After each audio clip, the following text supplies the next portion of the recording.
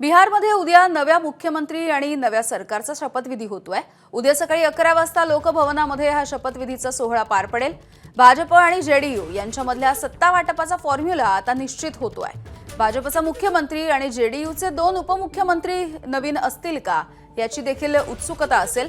उद्या फक्त मुख्यमंत्री आणि 2 उपमुख्यमंत्र्यांची शपथ होऊ शकते। मंत्रिमंडळामध्ये भाजपचे 15, जेडीयूचे 1 तर लोजपाचे 2 मंत्री असल्याची माहिती सूत्रांनी दिली आहे। नितीश कुमार ज्यावेळेला मुख्यमंत्री होते तेव्हा त्यांच्या मंत्रिमंडळामध्ये 27 मंत्री होते।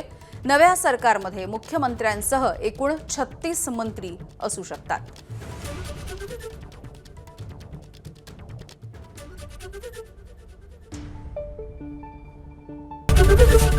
एबीपी माझा, उघडा डोळे बघा नीट।